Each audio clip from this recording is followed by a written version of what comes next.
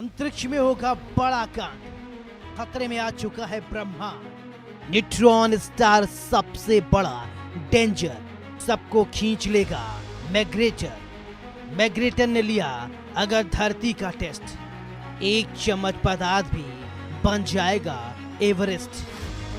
जी हाँ, अगर एक मैग्रेटर चंद्रमा जितनी दूरी पर भी हो तो धरती के सभी क्रेडिट कार्ड भी मैग्नेटिक स्ट्रिप को मिटा सकता है और आपके फोन के सिग्नल को पल भर में खत्म कर सकता है।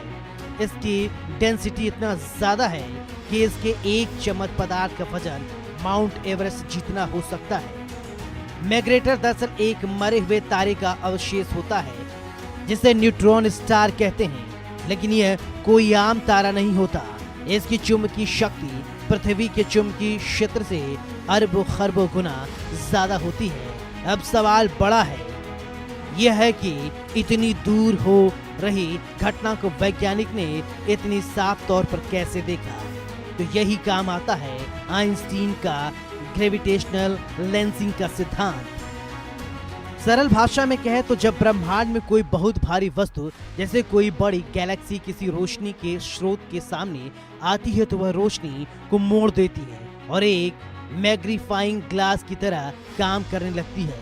वैज्ञानिक ने इसी कॉस्मिक लेंस का इस्तेमाल करके मैग्नेटर के जन्म को जूम करके देखा। कैसे एक मैग्नेटर का जन्म होता है ये जानना भी बड़ा दिलचस्प है। वैज्ञानिकों के अनुसार कैसे जन्म लेता है मैग्नेटर, ये घटना दो न्यूट्रॉन तारों के आपस में टकराने से हुई। जब दो बेहद डेंस तारे आपस में भिड़े तो भयानक विस्फोट हुआ। तारों के आपस में भिड़ने के टिनोनोवा कहा जाता है। इस टक्कर के बाद बचा अवशेष एक न्यूट्रॉन स्टार था। उसकी मैग्नेटिक फील्ड इतनी ज्यादा थी कि वह मैग्नेटर बन गया। वैज्ञानिकों ने खुद देखा कि दो न्यूट्रॉन तारे आपस में टकराए और एक भीषण धमाके के बाद इस मैग्नेटर का जन्म हुआ। आमतौर पर ऐसी टक्कर के बाद ब्लैक होल बनता है, लेकिन इस बार एक अल्ट्रा मैग्नेटाइट तारा बनकर उभरा है। ये खोज इसलिए अहम है क्योंकि इससे हमें ये समझने में मदद मिलेगी कि ब्रह्मांड में सोना और प्लेटिनम कैसे बनते हैं और तारों की मौत के बाद क्या क्या चमत्कार हो सकते हैं। इसलिए अंतरिक्ष वैज्ञानिक काफी उत्साहित हैं। वैज्ञानिक के लिए नई सुबह। हम जानते थे कि मैग्नेटर होते हैं, लेकिन उन्हें बनते हुए कभी देखा नहीं गया था। इस खोज ने साबित कर दिया है कि मैग्नेटर थ्योरी सही थी। मैग्नेटर अक्सर स्पेस में फास्ट रेडियो बर्स्ट यानी FRB भेजते हैं, जो वैज्ञानिकों के लिए पहेली बने हुए थे। इस खोज से अब उनको उन सिग्नल्स को समझने में मदद मिलेगी। इस टक्कर से सोना और प्लेटिनम जैसे भारी धातुएं भी पैदा होती हैं। इसका मतलब हमारे ग्रहों में जो सोना है वो शायद ऐसी ही किसी टक्कर का नतीजा है। इस खोज ने साबित कर दिया है कि आइंस्टीन की 100 साल पुरानी थ्योरी आज भी हमें अंतरिक्ष के सबसे गहरे राज सुलझाने में मदद कर रही है। अब वैज्ञानिक इस मैग्नेटर के व्यवहार पर नजर रख रहे हैं ताकि वे जान सकें कि इसकी चुंबकीय शक्ति समय के साथ कैसी बदलती है। Bureau report, India news. अंतरिक्ष विज्ञान की दुनिया में एक ऐसी घटना घटी है जिसे अब तक केवल कागजों और थ्योरी में ही सच माना जाता था। वैज्ञानिकों ने पहली बार ब्रह्मांड के सबसे ताकतवर मैग्नेटर कहा जाता है और उसको समझा है, उसको देखा है। एक रिपोर्ट देखिए।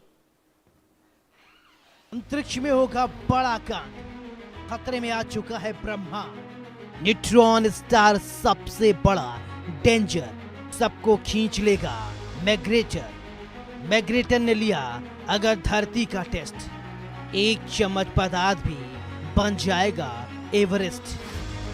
जी हाँ, अगर एक मैग्नेटर चंद्रमा जितनी दूरी पर भी हो तो धरती के सभी क्रेडिट कार्ड भी मैग्नेटिक स्ट्रिप को मिटा सकता है और आपके फोन के सिग्नल को पल भर में खत्म कर सकता है। इसकी डेंसिटी इतना ज्यादा है कि इसके एक चम्मच पदार्थ का वजन माउंट एवरेस्ट जितना हो सकता है। मैग्नेटर दरअसल एक मरे हुए तारे का अवशेष होता है जिसे न्यूट्रॉन स्टार कहते हैं, लेकिन यह कोई आम तारा नहीं होता। इसकी चुंबकीय शक्ति पृथ्वी के चुंबकीय क्षेत्र से अरबों खरबों गुना ज्यादा होती है। अब सवाल बड़ा है, यह है कि इतनी दूर हो रही घटना को वैज्ञानिक ने इतनी साफ तौर पर कैसे देखा। तो यही काम आता है आइंस्टीन का ग्रेविटेशनल लेंसिंग का सिद्धांत।